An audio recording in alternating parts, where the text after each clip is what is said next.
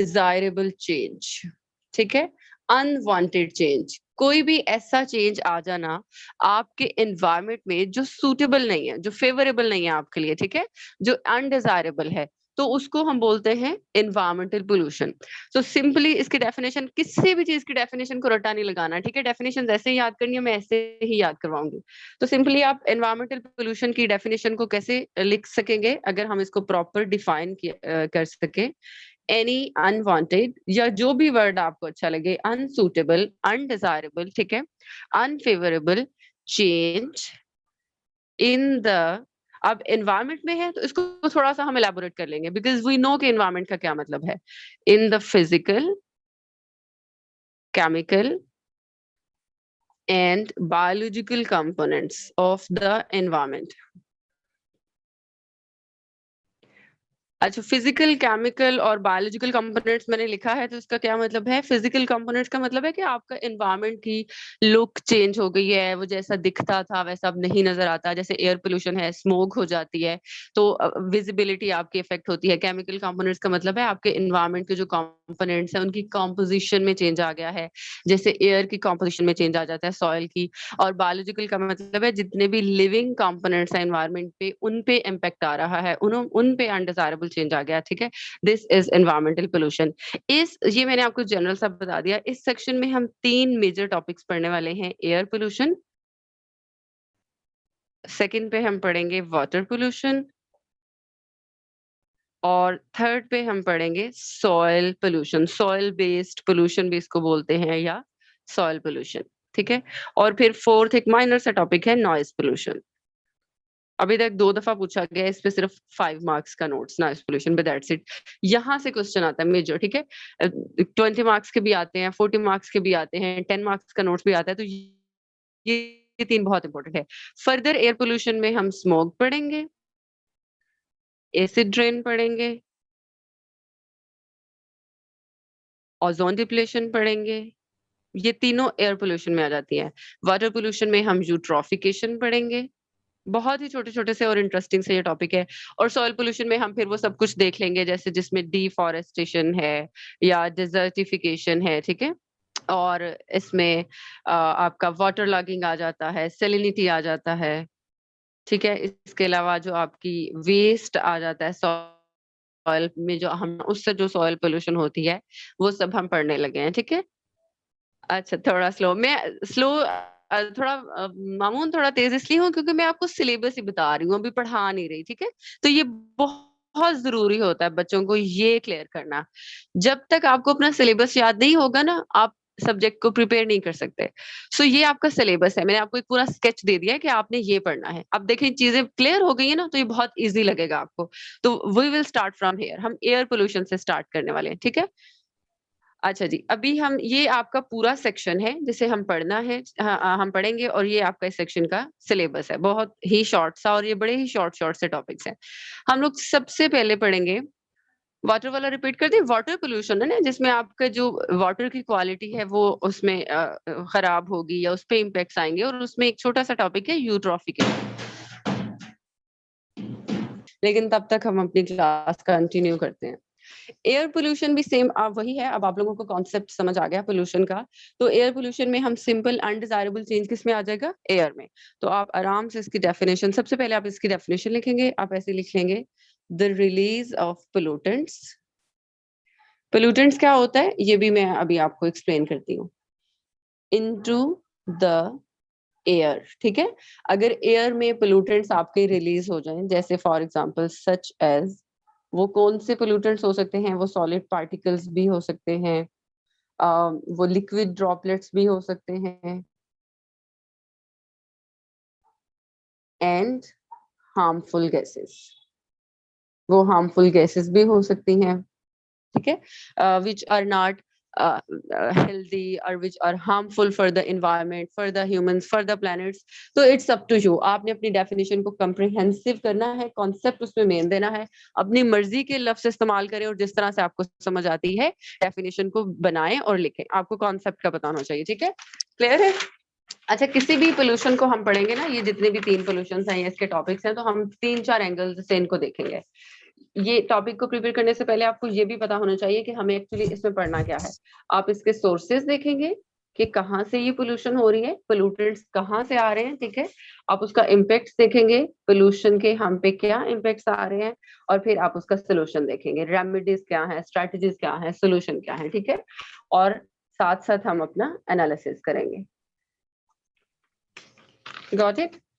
चले, पोल्यूटेंट्स, अब ये जो यहाँ पे हमने पढ़ा द रिलीज ऑफ पोल्यूटेंट्स, तो ये क्या है, ये क्या है, ऐसे कौन से पोल्यूटेंट्स हैं, ऐसी कौन सी चीजें हैं जो एनवायरनमेंट में आ जाती हैं, वो चाहे एयर में आ रही हैं, सोइल में, वाटर में, जो एनवायरनमेंट को खराब कर देती। नो मामून, आप ऐसा करें, खुद को अनम्यूट करके मुझे जल्दी जल्दी से बोलते जाएं तो मैं साथ कर लूंगी, ऐसे टाइम ना वेस्ट हो।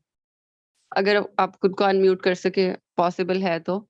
अच्छा ठीक है, ये मैं बता रही थी। अभी हम देखते हैं पोल्यूटेंट्स क्या होते हैं। ऑब्वियसली जब अनडिजायरेबल चेंज लेके आएंगे तो ये अनडिजायरेबल सब्सटेंसेस होंगे, ठीक है। पढ़ने पे अब आप लोग फोकस करें। ये अनडिजायरेबल कंपाउंड्स होंगे, और ये किसी भी फॉर्म में हो सकते हैं। इनकी फॉर्म्स क्या हो सकती हैं? ये गैसेस भी हो सकते हैं, जैसे मैंने पहले पढ़ाया, ये पार्टिकल्स भी हो सकते हैं, ठीक है। और ये लिक्विड की फॉर्म में भी हो सकते हैं, ड्रॉपलेट्स वगैरह में, या मिस्ट होती है, या फॉग की फॉर्म में ये हो सकते हैं। ये पोल्यूटेंट्स कहाँ से आते हैं? बेसिकली अगर हम देखें, ये कहाँ से इन्वायरमेंट में आ जाते हैं, इनके सोर्सेज क्या हो सकते हैं? तो हम इनको डिवाइड करते हैं दो सोर्सेज में। एक होता है स्टेशनरी,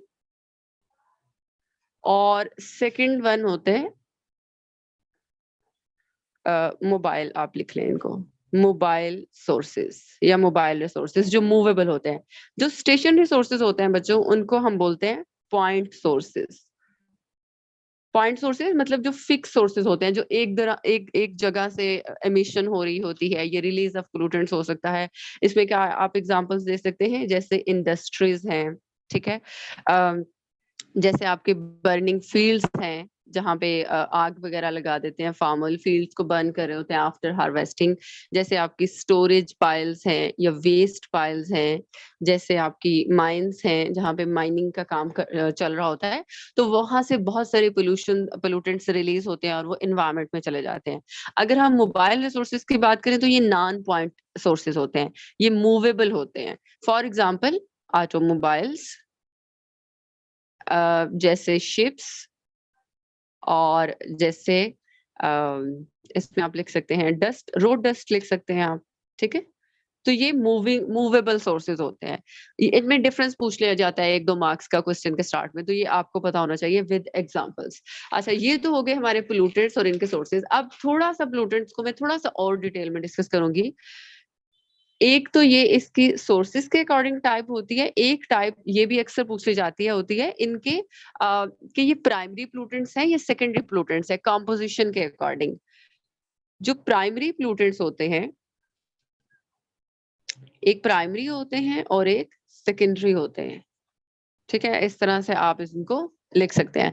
प्राइमरी पोल्यूटेंट्स जो होते हैं ना, ये डायरेक्ट एमिशन से आते हैं, मतलब जो जब एमिशन होती है एनवायरनमेंट में, तो वहां से जो पोल्यूटेंट्स रिलीज हो रहे होते हैं वो आपके प्राइमरी पोल्यूटेंट्स होते हैं। फॉर एग्जांपल कार्बन मोनोऑक्साइड है, फॉर एग्जांपल सल्फर है, नाइट्रोजन है, ये हार्मफुल गैसेज हैं, ठीक है। For example particulate matter, particulate matter क्या होता है मैं अभी आपको इसका बताती हूँ। तो ये डायरेक्ट एनवायरनमेंट में रिलीज होते हैं और पोल्यूशन काज करते हैं। लेकिन सेकेंडरी सोर्सेज जो होते हैं वो इनडायरेक्ट होते हैं। इनडायरेक्ट का मतलब कि पहले एनवायरनमेंट में कुछ पोल्यूटेंट्स जाते हैं, जैसे फॉर एग्जांपल सल्फर के कंपाउंड्स एनवायरनमेंट में गए, वहां पे पानी के साथ उनका रिएक्शन हुआ और एसिड बन गया। इस एसिड से क्या हुआ? एसिड ड्रेन हो गई। अब ये वाला जो पोल्यूटेंट है ये सेकेंडरी पोल्यूटेंट है, ठीक है। और ये जो सल्फर है यहाँ पे, ये प्राइमरी पोल्यूटेंट है। क्लियर है बच्चों? तो ये प्राइमरी और सेकेंडरी का कॉन्सेप्ट भी आपको पता होना चाहिए, ये भी क्वेश्चन के स्टार्ट में पूछ लिया जाता है। अब आपको पोल्यूटेंट्स का पता चल गया। पर्टिकुलेट मैटर क्या होता है, क्योंकि इसको लेके हमें थोड़ा सा एनालिसिस करना है। पर्टिकुलेट मैटर ये बहुत ही स्मॉल इसका डायमीटर होता है, ये सॉलिड पार्टिकल होता है, solid particle in the atmosphere और इन द एयर, जिसका डायमीटर बहुत स्मॉल होता है। आपको पता है जो ह्यूमन हेयर है उसका कितना डायमीटर होता है? 70 माइक्रोग्राम। ये है ह्यूमन हेयर की थिकनेस और कितना बारीक होता है। लेकिन पार्टिकुलेट मैटर 2 तरह के हमारे पास होते हैं, एक होता है 2.5 माइक्रोग्राम वाला और एक होता है 10 माइक्रोग्राम वाला।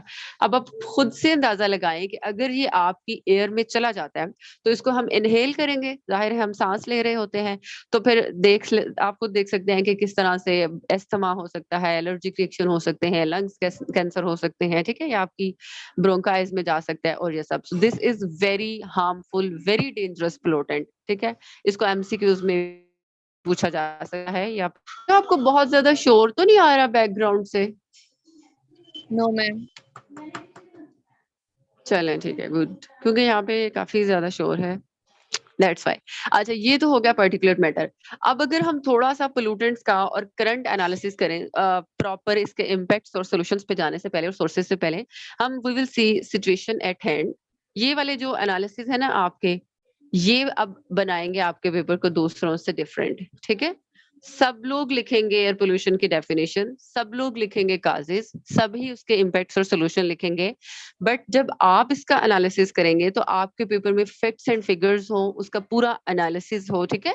उसमें पूरा करंट का जो रंग है ना वो आपने डालना है, क्योंकि आप कॉम्पिटिटिव एग्जाम में बैठ रहे हैं। आपने मैट्रिक या एफएससी का पेपर नहीं अटेम्प्ट करना, सीधा सीधा 2-3 आउटलाइंस बनाई और पेपर दे दिया, ठीक है। क्योंकि अभी आपने बनना है ऑफिसर्स, तो वहां पे जब मैनेजमेंट में आपने बैठना है तो ये चीजें नहीं मैटर करती, डायमीटर कितना है, सोर्सेज क्या है, इम्पैक्ट्स क्या है।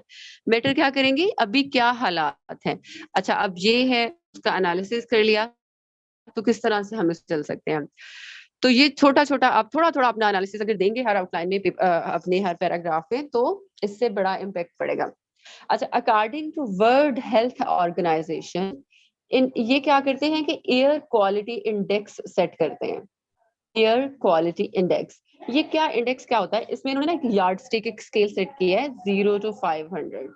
जो कंट्रीज जहां 0 पे फॉल करती हैं या नियर टू 0, यानी कि जितना उनका लो स्कोर होगा यहाँ पे, इसका मतलब वहां पे जो पोल्यूशन है वो उतनी ही कम है।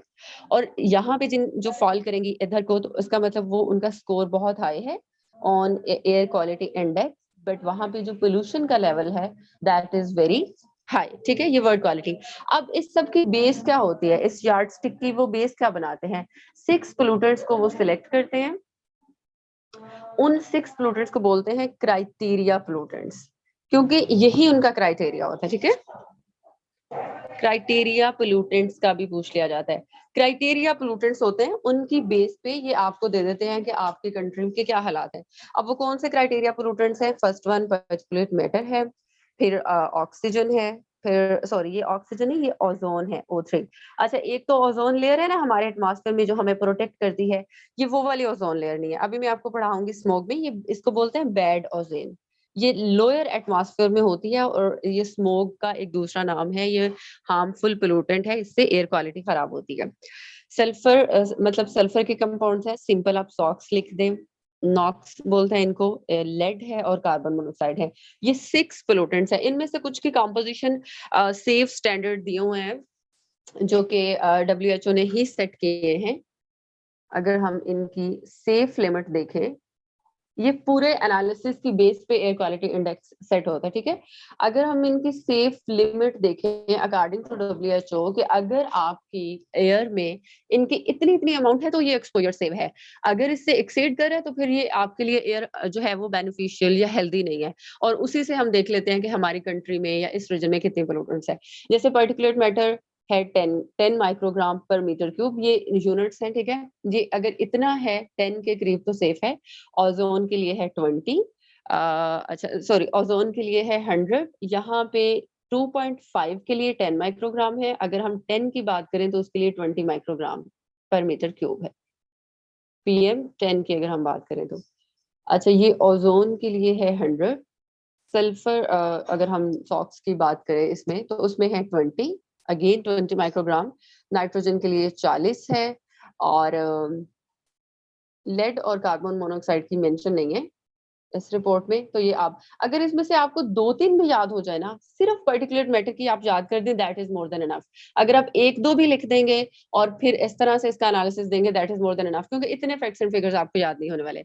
अच्छा, अब ये आपका एयर क्वालिटी इंडेक्स हो गया। अब हम देखते हैं पाकिस्तान में क्या सिचुएशन है, इसी के बेस पे हम एनालाइज करेंगे और ग्लोबली इस वक्त क्या सिचुएशन है। पाकिस्तान का जो रैंक है वी विल सी एयर, बच्चों पाकिस्तान की वैल्यू भी हमने लिखी नहीं, हम पढ़े नहीं, हम उसी की तरफ जा रहे हैं। मैं आपको जनरल बता रही थी एयर क्वालिटी इंडेक्स क्या होता है, उनका स्केल क्या है, उनके क्राइटेरिया पोल्यूटेंट्स क्या है, और वो जो क्राइटेरिया पोल्यूटेंट्स है उनकी सेफ लिमिट कितनी है जो WHO ने दिया है। ये जो एयर क्वालिटी इंडेक्स है ये EPA ने दिया है, सॉरी ये WHO मैंने यहाँ पे लिखा है, ये EPA ने दिया है। और ये जो क्राइटेरिया पोल्यूटेंट्स हैं जिनकी बेस पे EPA air quality index set करती है, ये WHO ने दिए हैं। वर्ल्ड हेल्थ ऑर्गेनाइजेशन ने आपको 6 पोल्यूटेंट्स दिए और उनकी सेफ लिमिट दे दी। इस सेफ लिमिट की बेस पे EPA ने एयर क्वालिटी इंडेक्स सेट कर दिया, ठीक है, ये आप इधर नोट कर लीजिएगा। चलिए अब अभी हम देखेंगे सिचुएशन एट है पाकिस्तान में। अगर हम देखें ये है एयर क्वालिटी इंडेक्स रिपोर्ट 2020 का हम रीसेंट डाटा ले लेते हैं। पाकिस्तान का नंबर है 153, ठीक है, so it is a polluted country, ठीक है। मोस्ट पोल्यूटेड कंट्री इस वक्त जो पाकिस्तान में है दैट इज लाहौर, ठीक है। और जो मेजर पोल्यूटेड कंट्री है उसमें लाहौर है, फैसलाबाद है, गुजरांवाला है। यहाँ के हालात आप जिस चीज में भी देखेंगे सबसे खराब है, चाहे वो पानी में हो, चाहे वो एयर क्वालिटी में हो, चाहे वो किसी भी चीज में हो। अच्छा, उसके बाद जो मोस्ट क्लीन सिटी है या जिसको आप मोस्ट सेफ सिटी कह सकते हैं regarding air pollution, that is Islamabad. Rank इसका भी 0 या ऐसे नहीं है, but it is in Pakistan ये एक क्लीन सिटी है या एक ये सेफ सिटी है, आप ये कह सकते हैं। तो इस वक्त ये सिचुएशन है। अगर हम ग्लोबली बात करें तो हम साउथ एशिया की बात कर सकते हैं, क्योंकि हमारा जो रीजन, जी जी बिल्कुल कराची भी है, ऑब्वियसली कराची भी है। अगर आप टॉप से बात, कराची यहाँ पे आता है दूसरे नंबर पे। अगर इसकी कंप्लीट रैंकिंग देखें तो लाहौर फर्स्ट नंबर पे है, कराची दूसरे पे है, फैसलाबाद तीसरे पे है और गुजरांवाला चौथे पे है, ठीक है। मेजर सिटीज का आपको ये नाम याद होना चाहिए, इसमें से कोई भी रह गया तो आप मेंशन कर सकते हैं कि पाकिस्तान के ये पोल्यूटेड सिटीज हैं। अच्छा, अगर आप ग्लोबली देखें तो इस वक्त the most polluted city sorry country in the world और इन साउथ एशिया इज बांग्लादेश। दुनिया में भी और साउथ एशिया में भी बांग्लादेश सबसे ज्यादा है, और फिर उसके बाद जो है वो आता है Pakistan. So Pakistan is the second most polluted country इस वक्त। ये सिचुएशन है पाकिस्तान की। मजीद आगे कंट्रीज हैं 2-3, जैसे मंगोलिया है, अफगानिस्तान है, इंडिया है, तो इनके हालात बहुत खराब हैं। But remember in south Asia Bangladesh और पाकिस्तान जो है वो लीड कर रहे हैं एयर पोल्यूशन में, ठीक है। हाँ हाँ बिल्कुल, इंडिया भी है, चौथे 5वें नंबर पे इंडिया भी है। आपको सब कुछ नहीं याद करना बच्चे, फिर हर हर चीज भी नहीं याद कर देनी, लिख भी नहीं देना सब कुछ, ठीक है। एक दो दो चीजें उनको देखे तो आपने इनको बल्कि एनालाइज करना है, ठीक है। तो आपका फोकस किस पे होना चाहिए? पाकिस्तान पे। वर्ल्ड में भी 7, जी जी सेकंड है बिल्कुल, द मोस्ट पोल्यूटेड। नहीं नहीं, ये दुनिया पूरी जो साउथ एशिया में ये डेवलपिंग कंट्रीज कंसिडर होती है, but in the world Pakistan जो है वो सेकंड नंबर पे है, ठीक है। अच्छा जी, अब हम देखेंगे, अभी आपको क्लियर हो गया कि ये हमारे पोल्यूटेंट्स हैं और ये एयर क्वालिटी इंडेक्स है, और इस वक्त दुनिया की और पाकिस्तान की ये सिचुएशन है, ये हमारे पोल्यूटेड कंट्रीज हैं। अब हम इनके अकॉर्डिंग ही रिसोर्सेज देख लेंगे, ठीक है। और वहां पे जो हम फैक्ट्स एंड फिगर्स देंगे तो फिर हम इन सिटीज को मेंशन करेंगे। तो इस तरह से ये हमारा एक अच्छा एनालिसिस बन जाएगा। सबसे पहले हम इनके सोर्सेज देखेंगे, सोर्सेज पे हम बात करेंगे। तो फर्स्ट मेजर जो सोर्स है एनवायरमेंटल पोल्यूशन का, दैट इज इंडस्ट्रियल सेक्टर, ठीक है। अच्छा, इसमें इसमें भी फर्दर आपको डिवाइड करना चाहिए, वहां पे भी आप ऐसे स्केच बना सकते हैं। अगर फॉर एग्जांपल आप इस तरह से मेंशन करें सोर्सेज, तो 2 तरह के सोर्सेज होते हैं, एंथ्रोपोजेनिक और नेचुरल। एंथ्रोपोजेनिक का क्या मतलब होता है? ह्यूमन इंड्यूस्ड, ठीक है। ह्यूमन की एक्टिविटीज की वजह से जो भी एनवायरनमेंट में मसला आता है तो उसको हम बोलते हैं anthropogenic sources, anthropogenic causes, exactly anthro human, ठीक है। और एंथ्रोपोजेनिक जो है वो एक्टिविटीज उनको हम बोलते हैं। तो फर्दर अगर हम ह्यूमन बेस्ड में पढ़ें तो इसमें हम देखेंगे इंडस्ट्रियल सेक्टर है major source of environmental pollution. जितनी भी यहाँ से इमिशंस होती हैं वो सब कंट्रीब्यूट कर रही हैं। 55% एमिशंस जो है ये कंट्रीब्यूट करता है इंडस्ट्रियल सेक्टर पाकिस्तान में टू एनवायरमेंटल पोल्यूशन। अच्छा, सेकंड पे अगर हम देखें तो transportation sector. Transportation sector second major source है एनवायरमेंटल पोल्यूशन का। ऑटो मोबाइल्स हैं, आपके व्हीकल्स हैं, इन सब से जो एमिशंस हो रही हैं उसमें जो सल्फर कंटेंट होते हैं या नाइट्रोजन कंटेंट होते हैं या उसकी एमिशंस में जितने भी हार्मफुल सब्सटेंसेस कंपाउंड्स होते हैं वो एयर में जाते हैं और एयर की क्वालिटी को डिस्ट्रॉय करते हैं। 47% एयर पोल्यूशन जो है वो ट्रांसपोर्ट सेक्टर की वजह से है, उसका जो कंट्रीब्यूटर है वो ट्रांसपोर्ट सेक्टर है। उसके बाद थर्ड सोर्स की अगर हम बात करें that is anthropogenic, that is burning of fields या burning of crop residues. More specific word अगर आप यूज करना चाहें, क्रॉप रेजिड्यूज क्या होता है बच्चों? जब हार्वेस्टिंग कर लेते हैं फार्मर्स, हार्वेस्टिंग के बाद तो नीचे रेजिड्यूज रह जाते हैं, स्ट्रॉस वगैरह रह जाते हैं फील्ड में, ठीक है, बेस रह जाती है, तो वहां पे फिर वो आग लगा देते हैं, उनकी बर्निंग करते हैं और उसके बाद वो नेक्स्ट सोइंग की तरफ जाते हैं। पंजाब में ये फिनोमिना सबसे ज्यादा पाया जाता है। ये शेखुपुरा वाली सारी रोड पे जब हार्वेस्टिंग का सीजन खत्म होता है तो फिर कितने कितने दिन वो जो स्मोक है वो एयर में रहता है, तो ये एक मेजर सोर्स बन जाता है इन्वायरमेंटल पोल्यूशन का, ठीक है। अच्छा, उसके बाद अगर हम देखें 18% जो एमिशंस हैं वो क्रॉप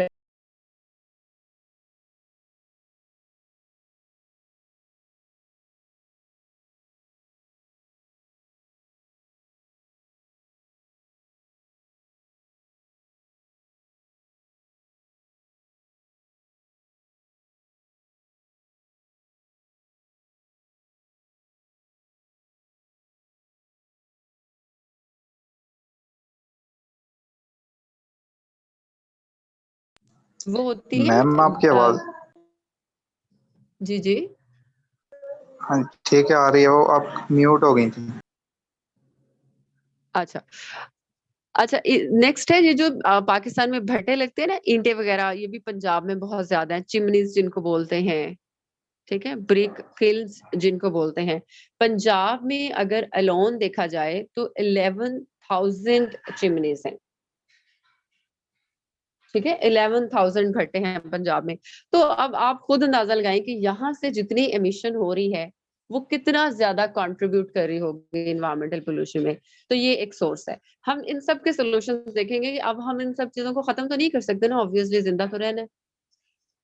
अच्छा बच्चों, अभी मीटिंग 10 मिनट्स में एंड हो जाएगी, 40 मिनट्स हो जाएंगे। आप लोग क्या करोगे कि उसी आईडी और उसी पासवर्ड से दोबारा मीटिंग ज्वाइन कर लोगे, ठीक है? मैं इधर से स्टार्ट कर दूंगी, बार बार मैं लिंक नहीं भेजूंगी। अच्छा, नेचुरल सोर्सेज में दो चीजें हम देखेंगे, वोल्केनो एरप्शन, ये नेचुरल है आपके। वोल्केनो एरप्शंस, जो वोल्केनो एरप्शंस होती है ना वोल्केनिक, उसमें सल्फर कंटेंट बहुत ज्यादा होते हैं, ठीक है, सल्फ्यूरस एमिशंस होती हैं वो। तो ऑब्वियसली इन्वायरमेंटल, जिन कंट्रीज में ये ज्यादा होते हैं वहां पे इन्वायरमेंटल पोल्यूशन इनकी वजह से होता है। और नेचुरल काजेस की कंट्रीब्यूशन वैसे भी बहुत कम होती है, but we do discuss them, हम उनको डिस्कस करते हैं। अच्छा, इसके अलावा लाइटनिंग लिख सकते हैं आप। लाइटनिंग जब होती है तो इन्वायरमेंट में बहुत सारे रिएक्शंस होते हैं जिसकी वजह से सेकेंडरी पोल्यूटेंट्स बन जाते हैं या वहां से प्राइमरी पोल्यूटेंट्स भी रिलीज होते हैं, जैसे नाइट्रोजन के कंपाउंड्स बहुत ज्यादा रिलीज होते हैं, बनते हैं, सेकेंडरी कंपाउंड्स बना लेते हैं, तो उससे इन्वायरमेंट पोल्यूशन हो सकती है।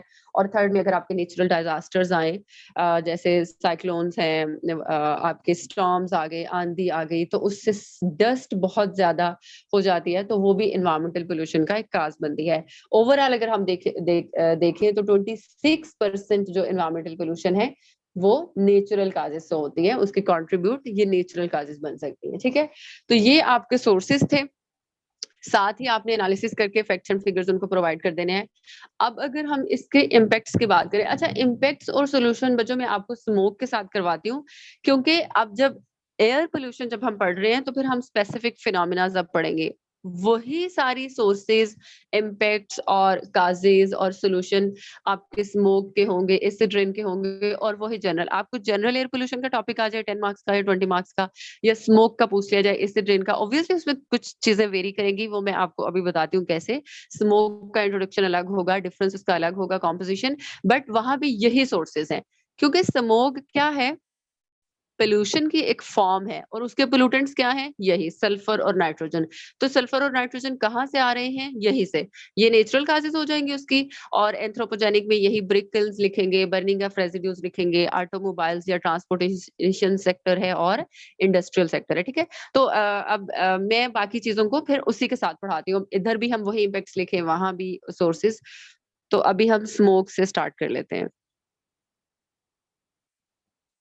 स्मोक क्या होता है, वट इज दिस वर्ड, ये कॉम्बिनेशन है टू वर्ड्स का, स्मोक प्लस फोग। स्मोक क्या होता है, ऑब्वियसली ये बर्निंग एमिशंस है, जब भी किसी चीज की बर्निंग होती है तो कुछ एमिशंस निकलती है, उसके हम स्मोक बोलते हैं, ठीक है, यहाँ पे ये आएगा। और फोग क्या होता है, ये कंडेंस्ड लिक्विड ड्रॉपलेट्स होते हैं। कंडेंस्ड लिक्विड ड्रॉपलेट्स का क्या मतलब है, मतलब इन टेम्परेचर जब एनवायरनमेंट में लो हो जाता है, तो जो मॉइस्चर है वो कंडेंस्ड फॉर्म में चला जाता है, और वो सस्पेंड कर जाता है एनवायरनमेंट में। क्योंकि अगर वाटर की फॉर्म में हो तो वो तो जमीन पे गिर जाए, लेकिन टेम्परेचर कम होने की वजह से कंडेंसेशन हो जाती है, मतलब मॉलिक्यूल्स ज्यादा करीब आ जाते हैं, वो थोड़ा सा आइस फॉर्म में या मिस्ट फॉर्म में चला जाता है, और वो आपके एनवायरनमेंट में सस्पेंड कर जाता है। जब इन दोनों का रिएक्शन होता है तो जो रिजल्टेंट कंपाउंड है वो क्या बनता है, स्मोक। हमें जो फिनोमिना देखने को मिलता है उसे क्या बोलते हैं, स्मोक, ठीक है।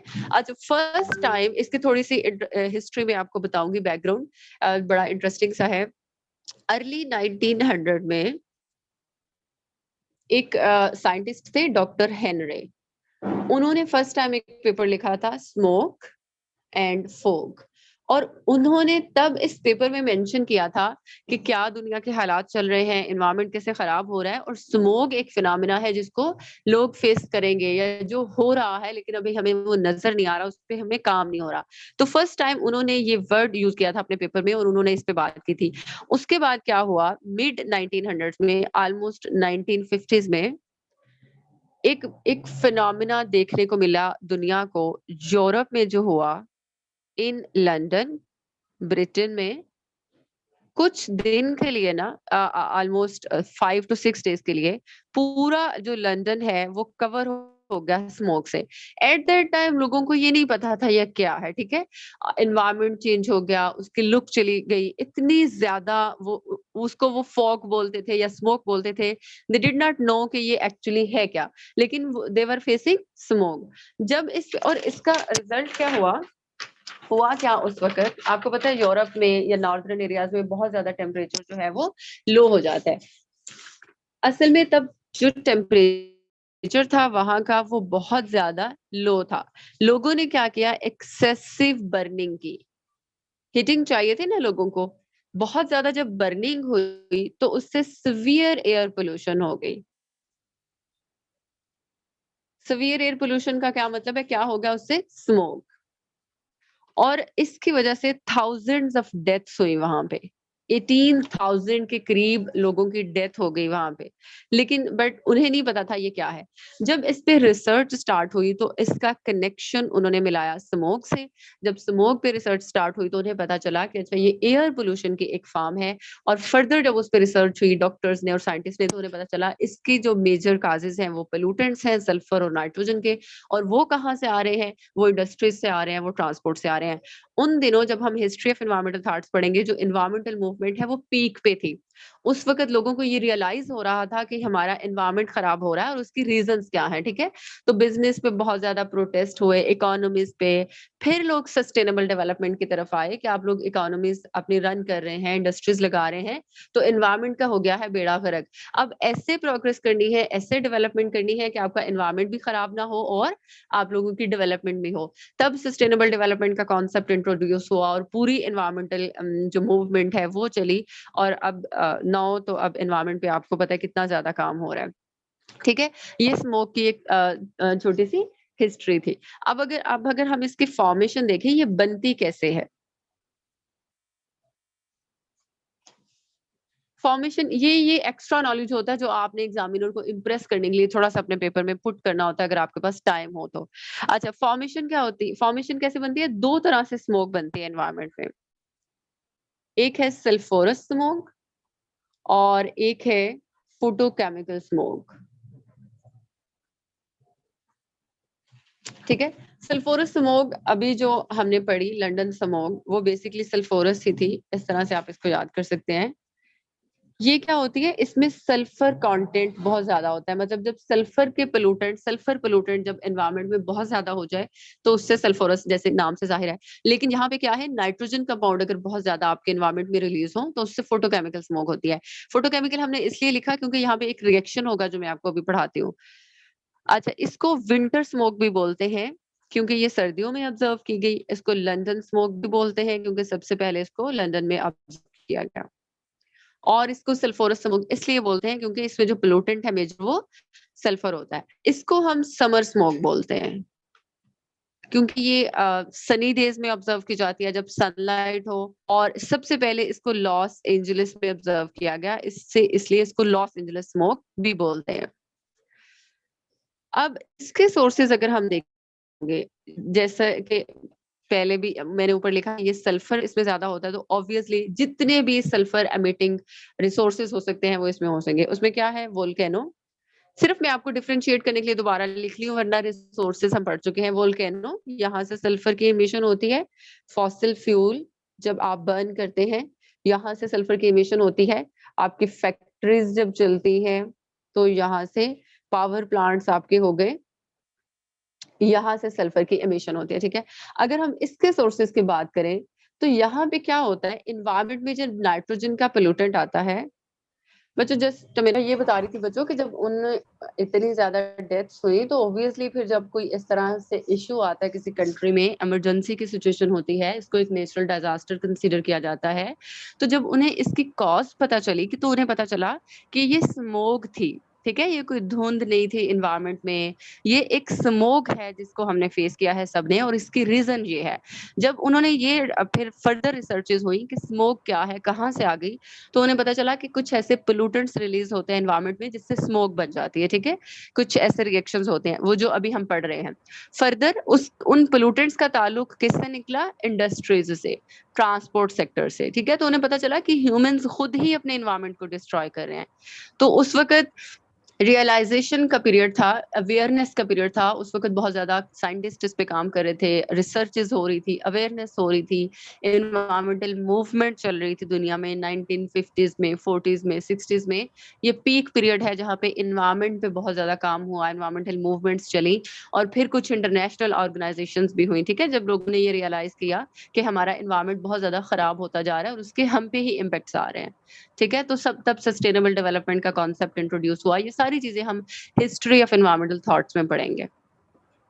आई वाज जस्ट ओके, चलने देखें। अच्छा, यहाँ पे जो फोटोकेमिकल स्मोक है इसमें नाइट्रोजन कंपाउंड्स की बात हो रही थी। अब जो नाइट्रोजन पोल्यूटेंट्स हैं ये कहाँ से आते हैं, ये बर्निंग ऑफ क्रॉप रेजिड्यूज से आते हैं। ठीक है बच्चों, किसी का माइक आई गेस म्यूट नहीं है, आई डोंट नो, मुझे ऐसे आवाज आ रही है। अच्छा, ये माइंस वगैरह से आते हैं, आपकी माइनिंग से, इसके अलावा लाइटनिंग से ये आते हैं। ठीक है, अब इसमें होता क्या है, फोटोकेमिकल स्मोक में क्या होता है कि नाइट्रोजन कंपाउंड्स जिनको हम नॉक्स बोलते हैं, इन्वायरमेंट में ये वोलेटाइल ऑर्गेनिक कंपाउंड्स के साथ रिएक्ट करते हैं। वोलेटाइल ऑर्गेनिक कंपाउंड्स ऐसे कंपाउंड्स होते हैं जो खुद ब खुद रिएक्ट करते हैं, अगर उनको फेवरेबल एनवायरमेंट मिल जाए तो वो एनवायरमेंट में खुद ब खुद रिएक्शन करना शुरू कर देते हैं। तो in the presence of sunlight, that is why it is known as photochemical smoke, sunlight की प्रेजेंस में ये खुद ब खुद सेल्फ रिएक्टरी हो जाते हैं, नाइट्रोजन के कंपाउंड्स के साथ रिएक्ट करते हैं। सिर्फ इतना ही आपको पता होना चाहिए और यही लिखना है। और जो यहाँ पे प्रोडक्ट बनती है वो बनती है O3, इसको बोलते हैं photochemical smoke. The presence of O3 in the lower atmosphere, इसको हम बेड ओजोन लेयर भी बोलते हैं।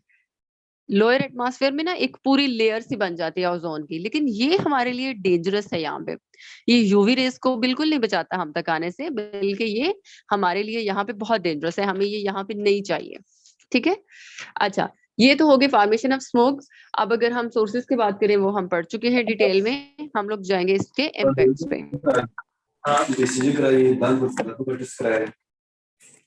किसका? तो जब ना ताहिर आप अपना माइक म्यूट कर लें। अच्छा, इम्पैक्ट्स इसमें क्या है, 3 तरह से हम इसके इम्पैक्ट्स देखेंगे, इकोनॉमिक, उसके बाद हम देखेंगे हेल्थ इम्पैक्ट्स और हम देखेंगे सोशल इम्पैक्ट्स। अच्छा, इकोनॉमिक इम्पैक्ट क्या हो सकते हैं इसके? इकोनॉमिक देखिए, जब आपके एनवायरनमेंट में कोई ऐसा फिनोमिना हो रहा है, बहुत ज्यादा पोल्यूशन हो रही है, आपकी जो रूटीन लाइफ है वो नहीं चल पा रही, तो आपको अपने जो भी ऑपरेशंस है डेली लाइफ के, वो चाहे आपके बिजनेस है, वो चाहे आपकी फैक्ट्रीज है, वो चाहे आपका रोजाना घर से निकलना है, किसी काम पे जाना है, वो आपको सब स्टॉप करने पड़ते हैं। ठीक है, नहीं तो आपको उन्हें कम करना पड़ता है। ये जब लाहौर में स्मोक होती है तो मार्केट्स बंद कर दी जाती हैं, इंडस्ट्रीज बंद कर दी जाती हैं, ये सब आपके इकोनॉमिक इम्पैक्ट्स होते हैं। अच्छा, आपके टूरिज्म पे इम्पैक्ट आता है, टूरिज्म साइट्स को क्लोज कर दिया जाता है, या फिर लोग वैसे ही घरों से नहीं निकलते इस किस्म के सिचुएशन में। ठीक है, अच्छा, आपका इंफ्रास्ट्रक्चर इससे खराब होता है। अभी इस ट्रेन में हम पढ़ेंगे कितना ज्यादा लॉस होता है इंफ्रास्ट्रक्चर को। ठीक है, तो ये सारे अगर अगर आपकी थाउजेंड्स ऑफ डेथ्स हो रही हैं या लोग हॉस्पिटल्स में जा रहे हैं, एलर्जीज हो रही है, तो पब्लिक हॉस्पिटल्स में जगह नहीं मिलती, ठीक है, पेशेंट्स को एडमिट कर लिया जाए, तो वो सारी हेल्थ कॉस्ट किसके खाते में जाती है? गवर्नमेंट के खाते में। तो ये मेजर इकोनॉमिक, ये सब कुछ आप डिस्कस करने के बाद आप इसको कैसे सपोर्ट करेंगे? According to the World Bank report,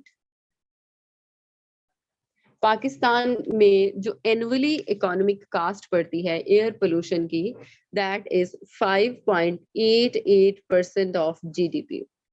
Pakistan की जीडीपी का हर साल 5.88% इकोनॉमिक जो है कॉस्ट पड़ जाती है हमें। इकोनॉमिक टोल है ये हमारा एयर पोल्यूशन का।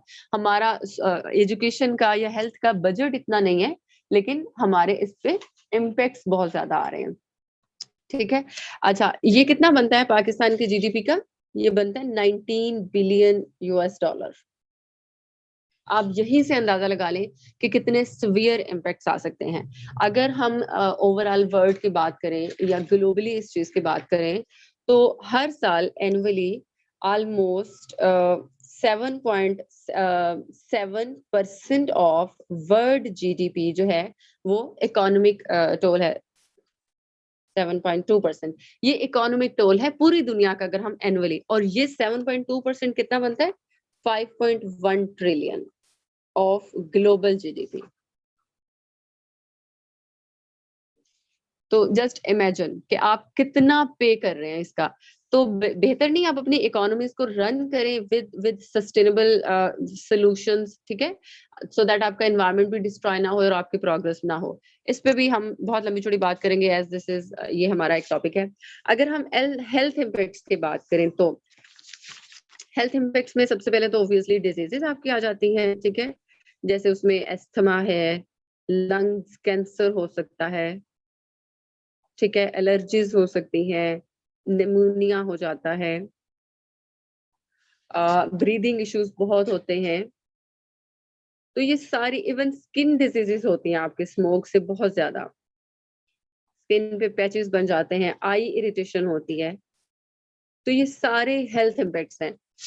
ठीक है, अगर हम सिर्फ लंग्स कैंसर की बात करें तो 60% जो लंग्स कैंसर है उसका काज बताया जाता है स्मोक और द पोल्यूटेड एयर।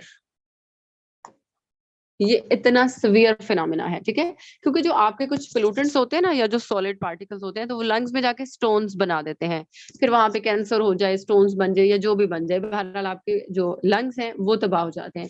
तो ये इसके हेल्थ इम्पैक्ट्स हो गए। अगर हम सोशल इम्पैक्ट्स की बात करें तो इसमें सबसे पहले तो साइकोलॉजिकल इम्पैक्ट्स आते हैं, फ्रस्ट्रेशन और इरिटेशन, डिप्रेशन। कल ठीक है, जब आप लोग बीमार हो जाएं, बाहर ना जा सके, रूटीन वर्क ना कर सके, तो ऑब्वियसली साइकोलॉजिकल।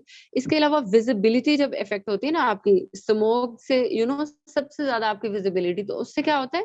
एक्सीडेंट्स होते हैं उससे बहुत ज्यादा, तो ये सोशल इम्पैक्ट में आ जाता है। इसके अलावा जो आपकी कल्चरल हेरिटेज साइट्स होती हैं उन पे बहुत ज्यादा इम्पैक्ट आता है, उनकी कॉम्पोजिशन लुक चेंज हो जाती है। इसी ट्रेंड में हम पढ़ेंगे कि कैसे वो आपके हिस्टोरिकल प्लेसेस हैं, उनकी कॉम्पोजिशन या उनका मटेरियल, उनका पेंट खराब हो रहा होता है।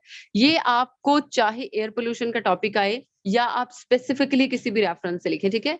These are the major impacts. कुछ ये हैं जो आपने सब में लिखने हैं, लेकिन ऑब्वियसली कुछ वेरी करेंगे, जैसे डिजीजेस जहाँ पे वेरी कर रही हैं, जैसे इकोनॉमिक इम्पैक्ट्स वेरी कर रहे हैं, ठीक है।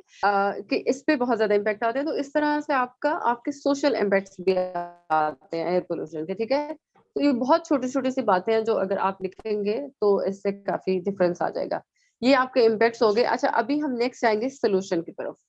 जब भी हम सोल्यूशन की बात करेंगे, अच्छा जब हम सोल्यूशन या कंट्रोल की बात करेंगे किसी भी एनवायरमेंटल इशू की, अभी तो हम लोग वेरी फर्स्ट टॉपिक पढ़ रहे हैं, इसके बाद पूरे सिलेबस में यही पढ़ना है, तो आप लोग दो चीजों की बात करेंगे और हमेशा इन्हीं दो अप्रोचेस से अपना पेपर स्टार्ट करेंगे। सोल्यूशन लिखना, डायरेक्ट सोल्यूशन या काजेस कंट्रोल नहीं लिखना, सब लोग लिखेंगे, ठीक है।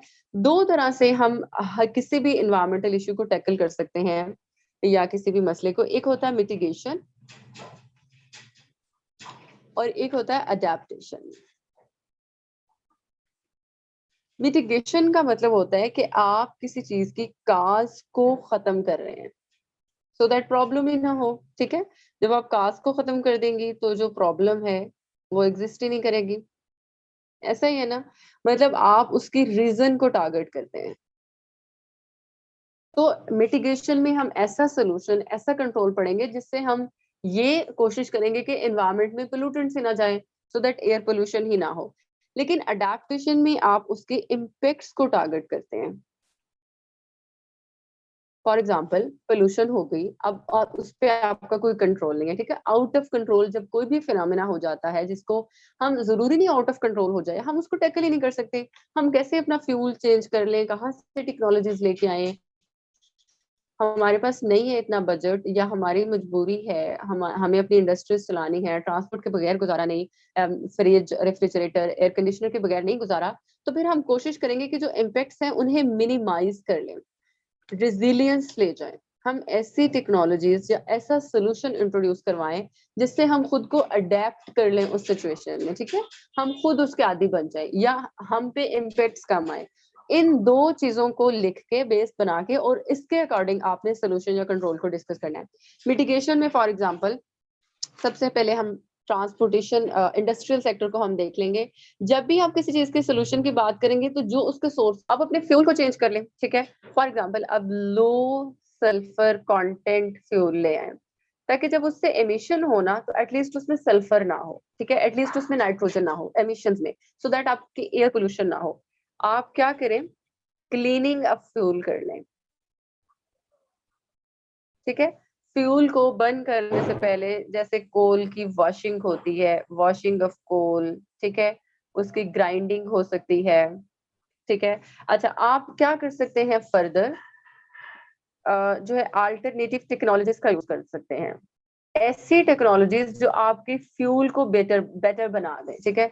फॉर एग्जाम्पल आप कंप्लीट कंबस्टन करें, इनकम्प्लीट कंबस्टन जब होगी तो बहुत ज्यादा एमिशन होगी एनवायरनमेंट में, स्मोक बहुत ज्यादा निकलेगा, धुआं बहुत ज्यादा निकलेगा और उतनी ज्यादा पोल्यूशन होगी। जब कंप्लीट कंबस्टन होगी तो आपकी एमिशंस ऑटोमेटिकली कम हो जाएंगी। अगर आप कंप्लीट कंबस्टन कर लेते हैं तो it is stated that 10% emissions आपकी कम हो जाती है एनवायरनमेंट में, 10% एमिशंस कम हो जाती है एनवायरनमेंट में, ठीक है, अगर कंप्लीट कंबस्टन हो सकती है। चलिए, मैं मिटिगेशन की बात कर रही थी इन द इंडस्ट्रियल सेक्टर, ठीक है। तो ये आप 3-4 ऑप्शंस मेंशन कर सकते हैं कि किस तरह से हम अपने फ्यूल को चेंज कर सकते हैं सो दैट एयर पोल्यूशन मत हो। एडाप्टेशन वाला हम बाद में डिस्कस करते हैं।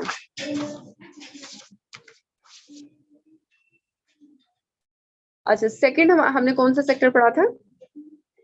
सेकंड हमने ट्रांसपोर्टेशन सेक्टर पढ़ा था। अच्छा, अब ट्रांसपोर्टेशन सेक्टर में भी सेम वही बातें हैं कि आपने अपने फ्यूल को ही ऑब्वियसली चेंज करना है, लेकिन इसमें जो आप रेफरेंस देंगे या कुछ एनालिसिस प्रोवाइड कर सकते हैं, तो आप मेंशन करेंगे European emission standards. European emission standards, euro इनको हम बोलते हैं। क्या हुआ कि 1992 में 1992 में यूरोप ने एक स्टैंडर्ड सेट कर दिए इमिशन के। सल्फर की लिमिट है इमिशन की, उसको उन्होंने बाउंड कर दिया। इससे ज्यादा जो आपके इमिशंस है वो नहीं होने चाहिए। मतलब आप ऐसा फ्यूल यूज करेंगे जिसमें सिर्फ इतनी ही सल्फर की इमिशंस हो जो सेफ हो एनवायरमेंट के लिए। तो उन्होंने एक न्यू फ्यूल इंट्रोड्यूस करवा दिया ट्रांसपोर्ट सेक्टर के लिए। ये स्पेसिफिक था ट्रांसपोर्ट सेक्टर के लिए, ठीक है। और वो उस फ्यूल को उन्होंने कनेक्ट कर दिया अपनी गाड़ियों से। फिर गाड़ियां ऐसी आई, उनमें इंजन ऐसे आए जो उस फ्यूल को यूज करते थे, और वहां पे सल्फर की लिमिट जो है वो सेट कर दी गई। वो लिमिट सेट कर ली जाती है। अब मुझे टेक्नोलॉजी का तो इतना नहीं पता, बॉयज इस चीज को अच्छी तरह से लिख सकते हैं। जब हम फ्यूल को यूज कर रहे होते हैं तो वहां पे लिमिट सेट कर दी जाती है। जब उससे ज्यादा एमिशन होने लगती है तो गाड़ी रुक जाती है। ये यूरोपियन एमिशन स्टैंडर्ड्स थे जो इन्होंने इंट्रोड्यूस करवाए, ये वाला फ्यूल। अब ये बहुत सारे हैं, जैसे यूरो 1 है, हाँ एग्जैक्टली अच्छा, यूरो 2 है, 3 है, 4th है, 5th है, 6th है। अब आपको पता है जो एडवांस्ड नेशंस है ना, वो इस वक्त यूरो 5th स्टैंडर्ड्स पे हैं, एडवांस्ड नेशंस। और इसमें अल्ट्रा लो सल्फर कंटेंट का वो फ्यूल यूज कर रहे हैं, ultra low sulphur content, only 10 to 15 parts पर मिलियन। और ये बहुत लो है। आपको पता है एवरेज में या नॉर्मल में जब फ्यूल की बर्निंग होती है किसी गाड़ी में, तो उसमें कितने सल्फर के कंटेंट होते हैं? 5000 पार्ट्स पर मिलियन, ये इसका यूनिट है। तो अभी यूरो 6 स्टैंडर्ड्स इंट्रोड्यूस करवा दिए हैं जो यूरोप में, अमेरिका में, जापान में यूज हो रहे हैं। वहां पे सिर्फ 10 to 15 ppm जो है वो सल्फर की एमिशन होती है, और इससे एयर पोल्यूशन को कंट्रोल किया जाता है। इवन के इंडिया अब इस वक्त यूरो 4th पे है, ठीक है, जिसमें सिर्फ 50 पार्ट्स पर मिलियन सल्फर के कंटेंट हैं, ठीक है। और पाकिस्तान अभी 500 पे भी नहीं पहुंचा, 500 पे भी अभी पाकिस्तान नहीं पहुंचा, ठीक है। ये हालात है हमारे। तो सेकंड वन था ट्रांसपोर्टेशन। ट्रांसपोर्टेशन में फर्स्ट पॉइंट आप ये मेंशन करेंगे कि आप यूरो स्टैंडर्ड्स को इम्प्लीमेंट करें, आप यूरो स्टैंडर्ड्स को लेके आए आप अपनी कंट्री में, आप यूरो स्टैंडर्ड्स को जो है वो इस्तेमाल करने के लिए ऐसा फ्यूल इंट्रोड्यूस करवाएं। तो पहला पॉइंट आपका इसमें ये होगा। दूसरा आप इसमें लिख सकते हैं पब्लिक ट्रांसपोर्ट। जाहिर है जब पब्लिक ट्रांसपोर्ट यूज करेंगे ज्यादा लोग तो उससे कम जो है वो होगी। थर्ड आप इसमें पॉइंट मेंशन कर सकते हैं व्हीकल मेंटेनेंस के, जिसमें आपकी गाड़ियों की जिसमें फ्यूल की क्लीनिंग करवानी होती है, इंजन को क्लीन, जो भी आपकी व्हीकल मेंटेनेंस होती है, ये बहुत ज्यादा कंट्रीब्यूट करती है। अगर इनको प्रॉपरली मेंटेन किया जाए तो नहीं होती। अच्छा, इसके अलावा आप इसमें इलेक्ट्रिक व्हीकल का कॉन्सेप्ट इंट्रोड्यूस करवा सकते हैं, इलेक्ट्रिक व्हीकल्स का, जिसमें फ्यूल यूज नहीं होगा, पोल्यूशन नहीं होंगे। पाकिस्तान में इस वक्त क्या प्रॉमिस किया इमरान खान ने कि 2030 तक कितने व्हीकल्स कंट्री के इलेक्ट्रिक हो जाएंगे? न्यूज़पेपर पढ़ते हैं आप लोग? बाय 2030 30% ऑफ कंट्रीज व्हीकल जो है वो इलेक्ट्रिसिटी पे हो जाएंगे। होप सो, ठीक है। तो ये चीजें अब आ रही हैं, हम इन कॉन्सेप्ट्स को इंट्रोड्यूस करवा रहे हैं। ये हैं 2 सोर्सेज हमने पढ़ लिया है। तो ये सारे मसले होते हैं। तो आप क्या कर सकते हैं? Zero tillage. जीरो टिलेज का मतलब है कि आप अपनी सॉइल को मत छेड़ें, आप डायरेक्ट सोइंग करें, डायरेक्ट सीडिंग करें, ठीक है, जिससे आपकी सॉइल से एमिशंस कम से कम होती जाएंगी। इसके अलावा फोर्थ ऑप्शन मैंने यहाँ पे लिखा है परचेज रिन्यूएबल एनर्जी, कि आप अपनी एनर्जी की चॉइस को ही चेंज कर लें, अल्टरनेटिव एनर्जी पे आ जाएं। जैसे सोलर एनर्जी है आपके पास, विंड एनर्जी है आपके पास, एक्सक्यूज मैम, ठीक है। यस मैम आपकी नेट इशू इतना था कि ये क्रॉप रेजिडेंट से कुछ भी समझ नहीं आया। क्रॉप रेजिड्यूज के बाद कुछ भी समझ नहीं आया? नेट इशू था मैम, आपकी वॉइस क्लियर नहीं थी। ओके, किसी को भी समझ नहीं आया? अच्छा चलें ठीक है, मैं रिपीट कर देती हूँ। ये देखें, थर्ड नंबर पे हमने पढ़ा ना क्रॉप रेजिड्यूज के, जब ये रेजिड्यूज रह जाते हैं फील्ड में तो फार्मर्स इनको आग लगा देते हैं जिससे बर्निंग होती है, ठीक है। या फिर सॉइल में जब आपके एग्रीकल्चरल ऑपरेशंस हो रहे होते हैं ना, प्लफिंग होती है, सोइलिंग सोइंग होती है, सीडिंग होती है, तो उससे बहुत ज्यादा एमिशंस निकलती हैं, ठीक है। तो उसके लिए हम क्या कर सकते हैं, हमें उन इमिशंस को टारगेट करना है ना, क्योंकि हम ये मिटिगेशन वाली आउटलाइन में सब डिस्कस कर रहे हैं। तो जीरो टिलेज हम कर सकते हैं। जीरो टिलेज में ना आपको सॉइल को नहीं छेड़ना पड़ता, ना प्लफिंग करनी पड़ती है, ठीक है ना, उसको मेंटेन। आप डायरेक्ट सीडिंग कर रहे होते हैं, डायरेक्ट सोइंग होती है क्रॉप्स की सॉइल में, जिससे एमिशन बहुत कम हो जाती है। इसके अलावा हार्वेस्टिंग के बाद जो स्ट्रॉ वगैरह या जो रेजिड्यूज रह जाते हैं उनको आपको बर्न करना पड़ता है। तो आप ऐसी मशीनें लेके आए, या आप जब हार्वेस्टिंग करें तो उन मशीन से करें जो बिल्कुल सॉइल से, जो बिल्कुल बेस से कट कर दें, सो दैट बाद में ऊपर स्ट्रॉ या रेजिड्यूज ना रह जाए और उनको आपको बर्न ना करना पड़े, फिर एमिशंस नहीं हो जाएंगे, ठीक है। जैसे मैंने दो को यहाँ पे मेंशन किया, दो एग्जांपल्स दी, राइस स्ट्रॉ चॉपर है और कबोटा मशीन है। ये दो हार्वेस्टिंग के लिए आप यूज कर सकते हैं। और उसके बाद फोर्थ नंबर पे मैं जो पॉइंट मेंशन कर रही हूँ, that is purchase renewable energy, कि आप रीन्यूएबल एनर्जी पे आ जाए तो ये सारे मसले ही खत्म हो जाए। आप फ्यूल जहां पे भी यूज कर रहे हैं, एनर्जी जहां से भी ले रहे हैं, तो आपकी सोलर एनर्जी हो, विंड एनर्जी हो, हाइड्रो पावर हो, इन एनर्जीज को रीन्यूएबल एनर्जी पे आए, अल्टरनेटिव एनर्जी पे आए, ग्रीन एनर्जी पे आए, ठीक है। ये मैं डिस्कस करी थी। आप बायोफ्यूल पे आए। बायोफ्यूल क्या होता है, इसको बायोगैस भी बोलते हैं। ये भी पूरा एक टॉपिक है, इसको हम डिटेल में डिस्कस करेंगे। ये अल्टरनेटिव एनर्जी वाला पूरा एक टॉपिक है जिसको हम डिटेल में डिस्कस करेंगे, ठीक है। वहां से फिर आप इसमें चीज ऐड कर सकते हैं। अच्छा, 5 नंबर पे जो पॉइंट है, जो कि आपने सॉरी ये उसमें आएगा अडेप्टेशन में, ठीक है। तो दीज आर द 4 मेजर जो ऑप्शंस है हमारे पास अवेलेबल हैं, जो हमारे सोर्सेज थे उन्हीं को हमने टारगेट करते हुए मिटिगेशन स्ट्रेटजीज बना ली। क्लियर है। चलिए अब हम बात करेंगे अडेप्टेशन की। यहाँ पे थे हम अडेप्टेशन। अडेप्टेशन में हमने ना इम्पैक्ट्स को टारगेट करना है, इम्पैक्ट्स को मिनिमाइज करना है, ठीक है। सो दैट कम से कम जो है वो हमारे ऊपर इसके इम्पैक्ट्स आए, या इतना कोई खास मतलब हमें फर्क ना पड़े। तो उसके लिए क्या करते हैं, हमने पढ़ा था ना, चिमनीज पड़ी थी, ब्रिक किल्स जो पड़ी थी, तो वहां से क्या हो रहा था, एमिशन बहुत ज्यादा हो रही थी। अच्छा, अब हम ऐसी टेक्नोलॉजी इंट्रोड्यूस करवाएंगे कि एमिशन तो हो, ठीक है, हम एमिशन को नहीं रोक सकते, हम फ्यूल को नहीं चेंज कर सकते, लेकिन उस एमिशन में जो सल्फर है या नाइट्रोजन है या जो कोई भी पोल्यूटेंट है, उसके कंटेंट कम हो जाए, ठीक है। एटलीस्ट एमिशंस कम हो जाए, एटलीस्ट इम्पैक्ट्स कम आ जाए। तो इसमें क्या करते हैं, देखिए बच्चों, ये होता है चिमनी का डिजाइन। ये आपको ऐसी टेक्नोलॉजीज इंट्रोड्यूस करवानी है जिससे इम्पैक्ट्स कम आए। तो ये सीधी इनसे ये एमिशंस निकल रही होती है, यहाँ से ये धुआं निकल रहा होता है। ऐसा ही है, आप क्या करेंगे कि अपनी चिमनीज को यूं जिगजैग कर दें, समझ गए, और यहाँ पे आप लगा दें स्क्रबर्स, ठीक है। जब यहाँ से आपकी इमिशंस निकलेंगी, ठीक है, बर्निंग होके, तो यहाँ पे जो स्क्रबर्स होंगे वो क्या करेंगे, वो सल्फर को एब्जॉर्ब कर लेंगे, ठीक है, सल्फर को रिमूव कर देंगे, वो सल्फर को फिल्टर कर देंगे, और फिर यहां से ऊपर बिल्कुल क्लीन एयर चली जाएगी, ठीक है। फ्यूल नहीं चेंज किया आपने, आपने इम्पैक्ट्स को कम करने की कोशिश की है, ठीक है, आपने इमिशंस को कम करने की कोशिश की है। समझ आ गई।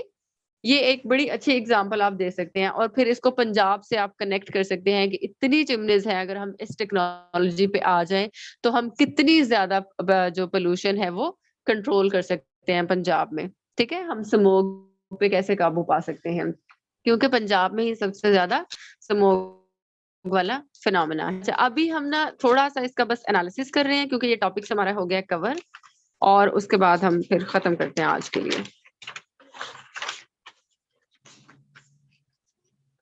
क्या हमने पढ़ा, ये भी हमने देख लिया, स्मोक क्या होता है, जनरल एयर पोल्यूशन क्या था, सोर्सेज देखे, पोल्यूटेंट्स देखे, उनका एनालिसिस किया, करंट रिपोर्ट देखी हमने एक, फिर हमने इम्पैक्ट्स देखे, फिर हमने इसका सोल्यूशन देखा।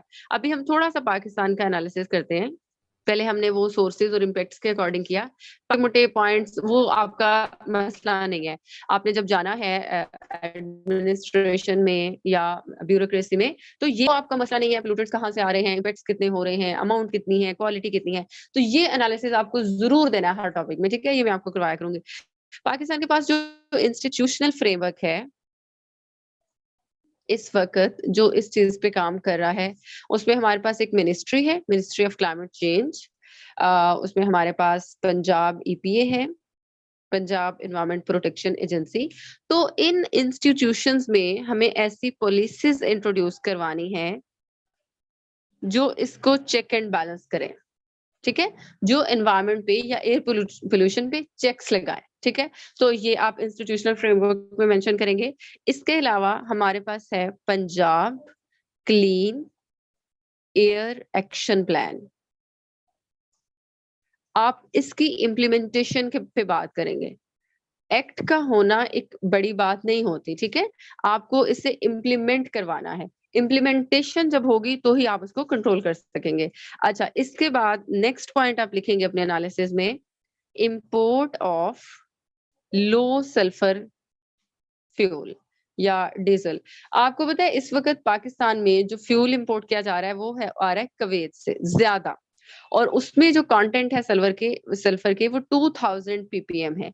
इसके बजाय अगर हम सऊदी अरब से लेते हैं या कतर से हम लेते हैं या बहरीन से लेते हैं, तो वो ऑफर कर रहे हैं अब कंट्रीज को लो सल्फर कंटेंट फ्यूल, लो सल्फर फ्यूल 500 पार्ट्स पर मिलियन पे वो दे रहे हैं, ठीक है।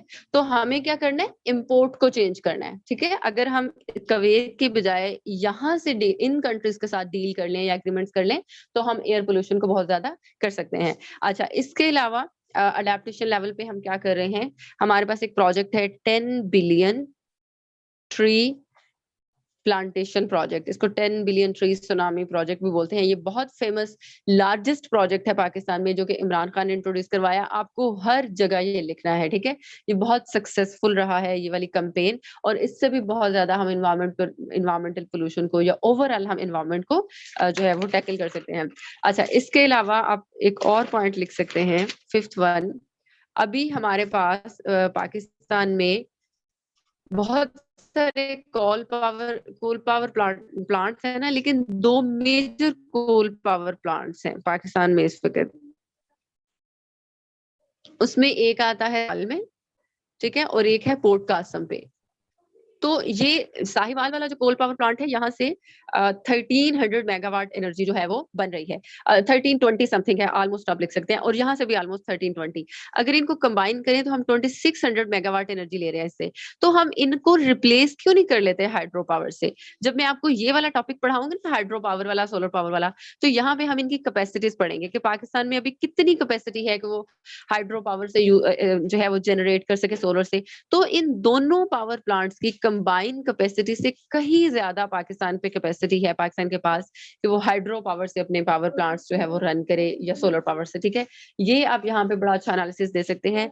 6th पे और बहुत ही इंपॉर्टेंट पॉइंट है जो आपको लाजमी लिखना है, that is smoke is a regional problem.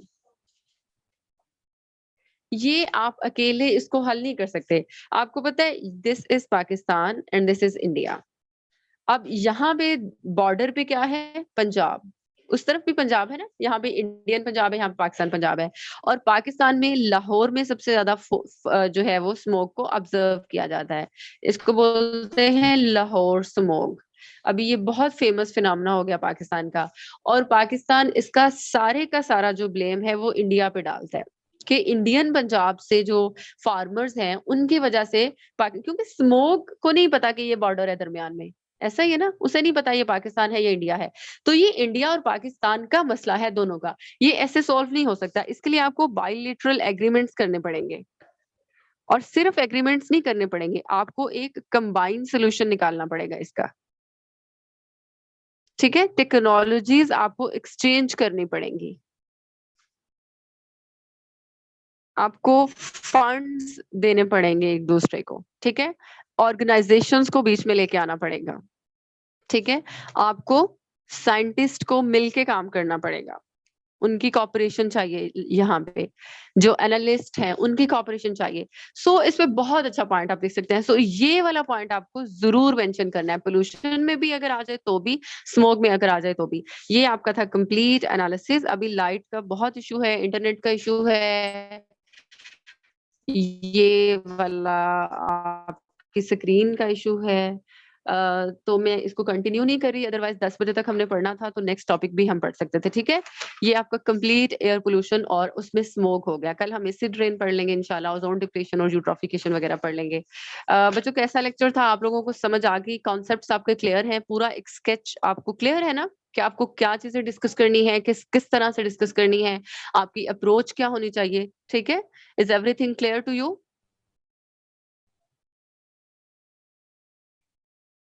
Hello, yes ma'am, समझ आ गई है सब। चलें ठीक है, गुड हो गया। किसी का कोई क्वेश्चन है तो पूछ लें, वरना फिर मैं अभी क्लास को एंड कर देती हूँ। अच्छा बच्चों, एक और बात, अभी क्लास में इस वक्त कितने स्टूडेंट्स हैं? अहमद है, आयशा है, मामून है, हुमा है। हुमा आप भी ले रही है क्लास? अब आई डोंट नो ये कोई पुराने वाली हुमा है, हुमा गुल थी वो तो। हुमा आप प्लीज अपना स्पीकर अनम्यूट कर सकती है, सॉरी अपना माइक।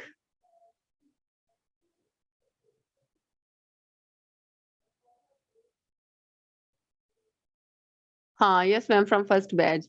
अच्छा जी, मोस्ट वेलकम। तो तसल्ली नहीं हुई एक दफा आपको लेक्चर लेके हुमा?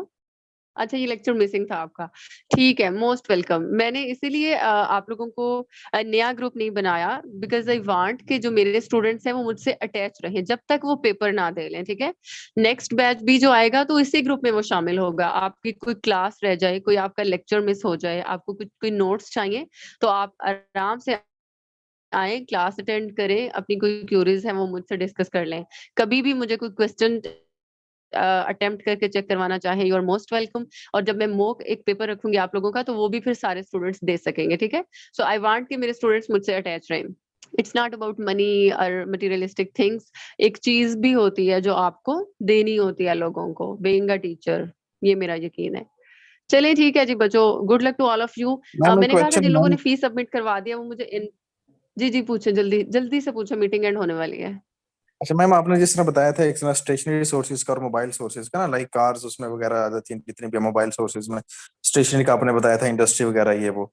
तो मेरा ये जी क्वेश्चन जी था, लाइक वॉल्केनोस और जो इसमें वाइल्ड फायर्स हैं और जो डस्ट है, लाइक जो विंड है, ये किस सोर्स में आप कह सकते हैं कि किस सोर्स में से हम इंक्लूड कर सकते हैं? डस्ट तो मैंने लिखा था मोबाइल सोर्सेज में, क्योंकि उसका कोई एरिया या कोई बाउंड्री नहीं होती। इसके अलावा आप क्या पूछ रहे हैं? Wild Fyers? वॉल्केनोस और वाइल्ड फायर ये किस सोर्स में आएंगे? जो वॉल्केनोज हैं आपके, वो देखिए, वॉल्केनोज और इंडस्ट्रीज में कोई फर्क नहीं, ये फिक्स सोर्सेज हैं। आपका जो ओरिजिन है ना, वो फिक्स है। अब एमिशंस एक सिटी में जा रही हैं, दो में जा रही हैं, एक टाउन में जा रही हैं, दो टाउन में जा रही हैं, डजेंट मैटर, आपका सोर्स फिक्स होना चाहिए, ठीक है। लेकिन ऑटोमोबाइल जो सोर्स है वो फिक्स नहीं है। रेलगाड़ी जो है वो फिक्स सोर्स नहीं है, एक जगह पे तो नहीं खड़ी ना कि एमिशंस जहां मर्जी सेपरेट हो जाए। तो आपको सोर्स को देखना है, आपको उसको अंडरस्टैंड करना है, इधर वो फिक्स मैम है इसे या नहीं, काइंडली इसके हम लिए। मैम इसे हम काइंडली मतलब लाइक वॉल्केनोस, वाइल्ड फायर और ये डस्ट, विंड फ्लो वगैरह, इसे हम नेचुरल सोर्स कह सकते हैं, एयर पोल्यूशन का नेचुरल सोर्स। ये है ही नहीं, नहीं डस्ट को तो आप नेचुरल सोर्स नहीं कहेंगे, लेकिन वॉल्केनोज और वाइल्ड फायर्स को आप नेचुरल वॉल्केनोस और सोर्स कहते वाइल्ड हैं।